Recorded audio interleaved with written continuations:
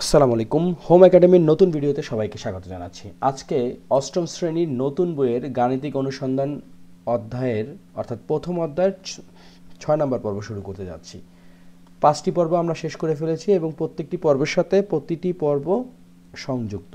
তো রিকোয়েস্ট করব 6 নম্বর পর্বের পূর্বের পর্বগুলো তোমরা পারলে একটু দেখে নিও। তো চলো আজকের পর্বটা শুরু করি। একটা জিনিস বলে রাখি যে পাঠ্য বই এবং ক্লাসে যদি কেউ অনুপস্থিত থাকে তাহলে অষ্টম শ্রেণীর গণিতটা কিন্তু একটু কঠিন মনে হবে। তো আমি রিকোয়েস্ট করব সবাই যাতে পাঠ্য বইটা ঠিক মতন পড়ে। তো আজকের টপিকস হচ্ছে অনুসন্ধান উপস্থাপনের জন্য নির্দেশনা। আমরা যখন স্কুলে টিচারদের কাছে কোনো কিছু পড়াশোনা করব বা ক্লাসে নিয়মিত থাকব, তখন স্কুল থেকে আমাদের কিছু নির্দেশনা দিবে। নির্দেশনাগুলো অনেক ধরনের হতে পারে, যেমন এখানে লেখা আছে তোমার দলের অনুসন্ধানটি কিভাবে করবে তার নির্দেশনা আগেই পেয়েছো, অর্থাৎ তোমাদের টিচার তোমাদের কোনো না কোনো নির্দেশনা দিবে।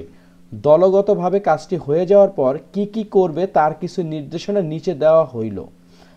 দেখো, আমরা 1 নম্বরে কি দিছে, প্রয়োজনীয় সংখ্যক পোস্টার কাগজ নিচের বিষয়গুলো লিখব এবং ব্যাখ্যা করব, প্রয়োজনে চিত্র, ছক বা ডায়াগ্রাম ব্যবহার করব।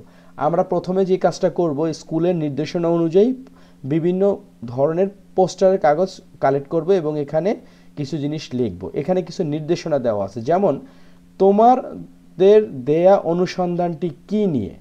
দেখো, আমরা ইতিমধ্যে কয়েকটা বিষয় নিয়ে পড়াশোনা করছি। একটা হচ্ছে যে অনুক্রম। দেখো, আমরা পড়ছি অনুক্রম, এইটা সম্ভবত প্রথম পর্বে ছিল।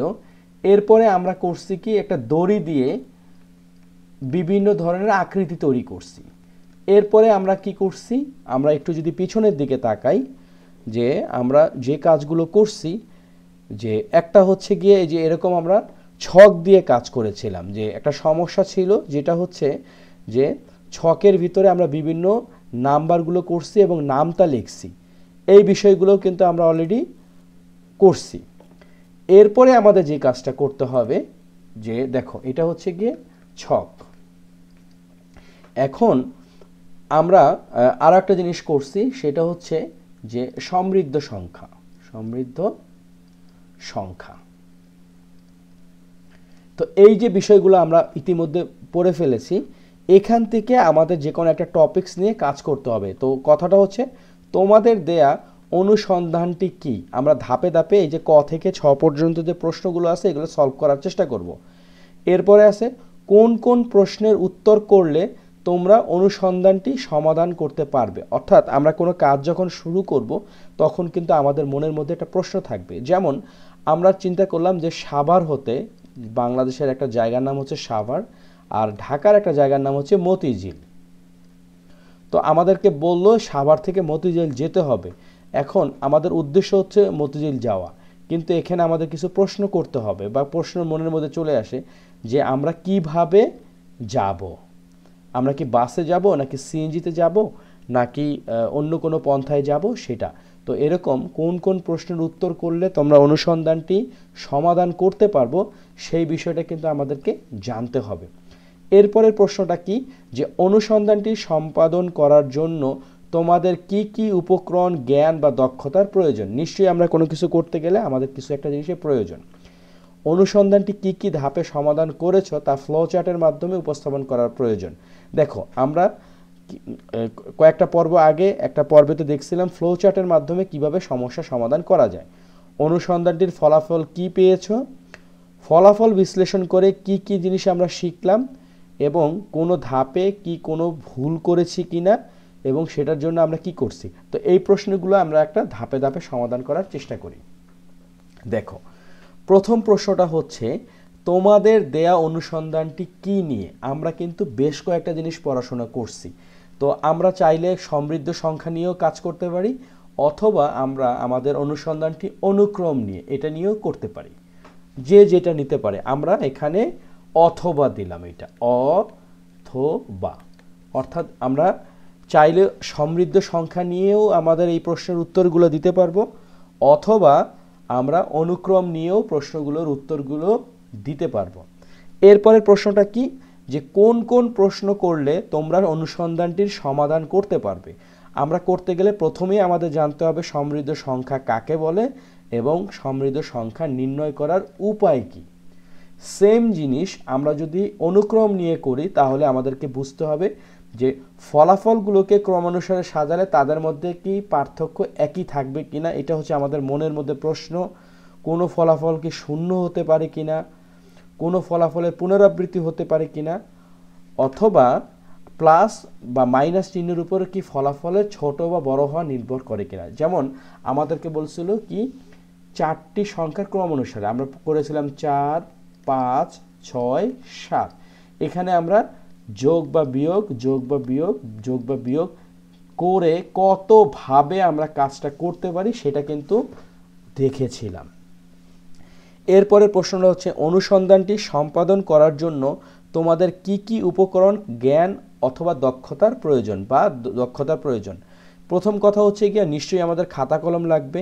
এরপর অনুসন্ধানটি বের করার জন্য, অর্থাৎ এই যে আমাদের সমৃদ্ধ সংখ্যাটি বের করার জন্য আমাদের যে জিনিসটা জানতে হয়েছিল সেটা হচ্ছে গুণনীয়কটা কি এবং যোগ করার কৌশল। আমরা কি করেছিলাম, সাপোজ আমাদের একটা গুণনীয়ক আসলো ধরো হচ্ছে গিয়ে 20, তো 20টাকে আমরা কিভাবে গুণনীয়ক 20 এটা বা 25টা আমরা গুণনীয়কটা কিভাবে বের করতে পারি।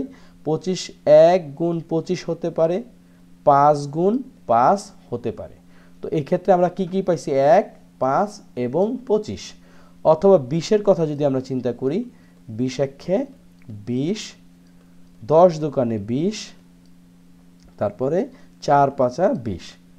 তো এইরকম। আর সমৃদ্ধ সংখ্যাটা ছিল কি, যে সংখ্যাটা সেটা বাদে যদি অন্য সংখ্যাগুলো যোগফল, অর্থাৎ 1 যোগ 2 3, 3 আর 4 7, 7 5 12, 12 আর 10 কি 22। এই যে 22, দেখো 22 এই যোগফলটা 20-এর থেকে বড় হয়েছে, সুতরাং এটা একটা সমৃদ্ধ সংখ্যা। তো এই যে যোগ করার যে কৌশল, এটা কিন্তু আমরা শিখতে পেরেছিলাম। সেম জিনিস যদি আমরা অনুক্রমের কথা চিন্তা করি, এখানেও কিন্তু আমাদের খাতা কলম এবং যোগ বিয়োগ বসানোর কৌশলটা শিখতে হবে। কারণ একবার আমরা 4-এর সাথে যোগ দিব, 5-এর সাথে যোগ দিব, 6-এর সাথে যোগ দিব 7। আবার আমরা কি করব, -4, -5, -6, -7। আবার আমরা কি করছি, 4 যোগ 5 যোগ 6 বিয়োগ 7 দিছি। তো এই যে একটা কৌশল, এটা কিন্তু আমাদেরকে জানতে হবে, তাই তো। এরপরের প্রশ্নটা কি, সেটা হচ্ছে যে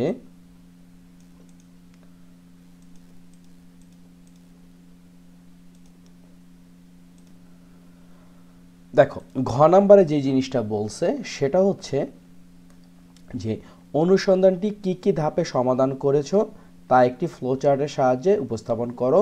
প্রয়োজনে এই অভিজ্ঞতার গাণিতিক অনুসন্ধানের ধাপের সাহায্য নিতে পারো। দেখো প্রথমে কথা হচ্ছে কি আমাদের মনের মধ্যে প্রশ্ন আসতে হবে, তারপর সেটা নিয়ে একটু গবেষণা করতে হবে, তারপর আমাদের একটা অনুমান করতে হবে বা ধারণা করতে হবে, সেই অনুমানটাকে নিয়ে আমাদের পরীক্ষা করতে হবে।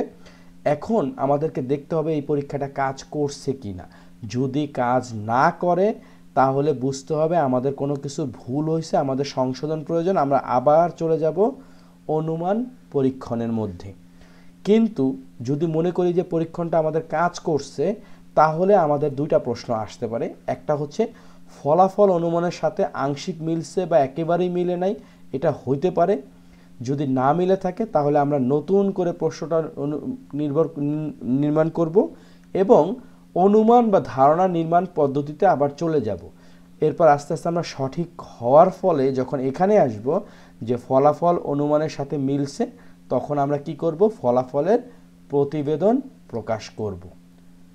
দেখো আমরা যদি পাঠ্য বইটা ঠিক মতন করি বা পড়ি, তাহলে আমাদের কিন্তু অনেক কিছুই সমাধান হয়ে যাবে, অতটা চিন্তা করা লাগবে না। এরপরে ধাপটা কি আছে আমরা একটু দেখি। সেটা হচ্ছে যে অনুসন্ধানের ফলাফল কি পেয়েছো। আমরা অনুসন্ধানের ফলাফল সমৃদ্ধ সংখ্যা পেয়েছি, তাই না, আমরা কিন্তু পেয়ে গেছি।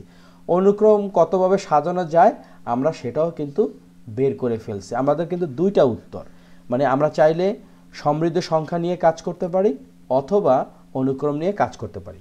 ফলাফল বিশ্লেষণ করে তোমরা নতুন কি কি শিখতে পারলে। আমরা এখান থেকে শিখতে পারছি যে প্রকৃত গুণনীয়কটা কি এবং সমৃদ্ধ সংখ্যাটা কি, এটা জানতে পারছি। আর আমরা অনুক্রমের ক্ষেত্রে কি পারছি, এর মাধ্যমে যে অনুক্রমকে কতভাবে সাজানো যায় তা বের করতে পারছি। 6 নাম্বারটা হলো কোনো ধাপে কি কোনো ভুল করেছিলে, ভুল শুধরে নেওয়ার জন্য কি আগের কোনো ধাপে আবার ফেরত যেতে হয়েছে? আমরা অনেক সময় গুণনীয়ক নির্ণয় করতে গিয়ে ভুল করে থাকি। সেই ভুলটা যদি করে থাকি তাহলে সেটা শুধরে নেওয়ার জন্য আমরা আগের ধাপে চলে গেছি। এখানের ক্ষেত্রেও যোগ বিয়োগ নির্ণয়ের ক্ষেত্রে আমাদের ভুল হইতে পারে। যেমন আমাদের আছে 4, 5, 6, 7। আমরা এখানে 4-এর পরে যোগ দিলাম, 5-এর পরে যোগ দিলাম, 6-এর পরে বিয়োগ দিলাম। কিন্তু কিছুক্ষণ পরে অনেকগুলো যখন হয়েছে তখন আমরা 4 যোগ 5 যোগ 6 আবার 7 দিলাম বিয়োগ, তখন কিন্তু আমাদের একটা ভুল হয়। সেক্ষেত্রে আমাদের শুধরে নেওয়ার জন্য কি করতে হবে? পিছনের ধাপে ফেরত যেতে হবে। এখন কথা হচ্ছে যে গাণিতিক অনুসন্ধান করে আমরা কি কি পাই? আমাদের মধ্যে কিন্তু প্রশ্নের উত্তর পাওয়া যায়, সমস্যার সমাধান পাওয়া যায়, উত্তর বা সমাধানের নির্ণয় পদ্ধতি আবিষ্কার করা যায়, এক জাতীয় সমস্যা সমাধান পদ্ধতি ঠিক করা যায়, জটিল কোনো বিষয়ের উপর সিদ্ধান্ত থাকলে সেটা নেওয়া যায়, নতুন আরও সমস্যা তৈরি করা যায়। তাই না? আমাদের কিন্তু মাথার মধ্যে রাখতে হবে কি কি সমস্যা আরও আসতে পারে। যেমন একই কথা যে সাভার থেকে যখন আমরা মতিঝিল যাব, আমরা চিন্তা করলাম যে গাবতলী হয়ে চলে যাব, কিন্তু দেখলাম যে গাবতলীর আগে বিশাল জ্যাম। তখন কিন্তু আমাদের অন্য পদ্ধতি নিতে হবে, অর্থাৎ সমস্যা যে কি আছে সেটা আগে থেকে চিন্তা করতে হবে। ভুল করার মাধ্যমে সঠিক পদ্ধতি খুঁজে বের করতে হবে, নতুন গাণিতিক সম্পর্ক আবিষ্কার করতে পারবো, গাণিতিক সমস্যা সমাধানের মাধ্যমে অন্য বিষয়ের সমস্যা সমাধান আমরা করতে পারবো এবং নিজের বুদ্ধিভিত্তিক উন্নতি ঘটাতে পারবো। তো এই বিষয়গুলো কিন্তু আমরা যখন দলগতভাবে কাজ করব, গাণিতিক অনুসন্ধান করব, তখন এই বিষয়গুলো আমরা পারবো। এছাড়া যদি আরও কিছু পারি, তোমাদের মাথায় যদি আরও কিছু আসে টিচারদের সাথে বা দলগতভাবে যদি অন্য কোনো সমস্যা আসে, আমরা কিন্তু সেখানে এইগুলো পয়েন্ট আউট করতে পারি। তো আশা করি এই ভিডিওটা, অর্থাৎ আজকে আমরা 16 নম্বর এবং 17 নম্বর পৃষ্ঠা অঙ্ক পড়াশোনা করলাম। তোমরা আশা করি এটা বুঝতে পারছো। যদি বুঝতে না পারো কমেন্ট সেকশনে জানাবে, দরকার হলে ভিডিওটা অন্যভাবে করার চেষ্টা করব। তো এই ছিল আমাদের আজকে 6ষ্ঠ পর্ব। তোমরা সবাই ভালো থাকো, সুস্থ থাকো। আগামী পর্বে আমরা শুরু করব প্যাটার্নের অঙ্ক নিয়ে। তো ভালো থাকো এবং পড়াশোনা নিয়মিত করো, পাঠ্য বইটাকে ঠিক মতন পড়ো। আল্লাহ হাফেজ।